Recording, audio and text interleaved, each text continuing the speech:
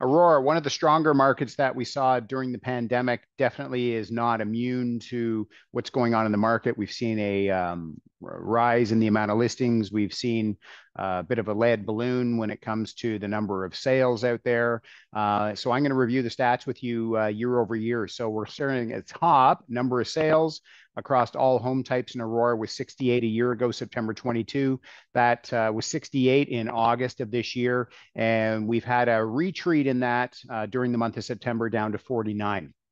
Average sale price across all home types, 1,230,000 in Aurora a year ago, 1,462,000 in August of 2023, currently trending at 1,277,000. So, year over year, we're looking better, about the same, but a little bit better. But month over month, we're down. But again, you have to remember that in a place like Aurora, we have horse farms, mansions, multi-residential, condos, entry-level houses. Depending on what's selling that month, it's going to pull that number around because we're dealing with the average sale price number here. SNLR. So we look at that, and that's a good predictor of that's how we actually indicate whether it's a buyer or seller's market. So in September 22, we had 54% of the homes that came on the market sold. August 23, we had 55% of the homes that came on the market sold. So both of those numbers are telling us that we're in a balanced market. There's enough supply to meet demand.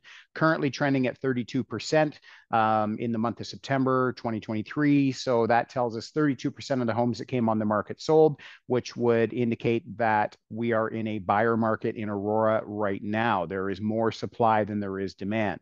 The MOI, months of inventory. So if no other homes came on the market after today at the current rate of consumption or current rate of buying, how long would it take to deplete the inventory? So a year ago, we were at 2 months of inventory, 1.9 in August 23. Again, that's not a ton of inventory. That's still, I would say, fairly light for some of the markets I've seen over the years.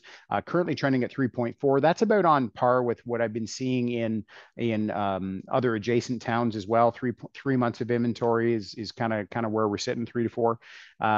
So again, 3 months of inventory plus it's getting chunky. There's lots of choice out there. So with interest rate decisions coming up at the end of October here, we'll see what happens. Sale price to list price ratio, home selling 98% of asking a year ago, 100% of asking, so selling at full ask in August. Currently, again, 99. So we are seeing that trend where houses are starting to sell below asking price. We're starting to see a lot of where they were, the deliberate underpricing of homes, and then they would hold a date to review offers. We were seeing those not work out and sort of fail. So we're seeing that houses are being priced a little more intentional to the market now. Days on market to get a home sold, 20 a year ago, 15 in August, currently trending at 18.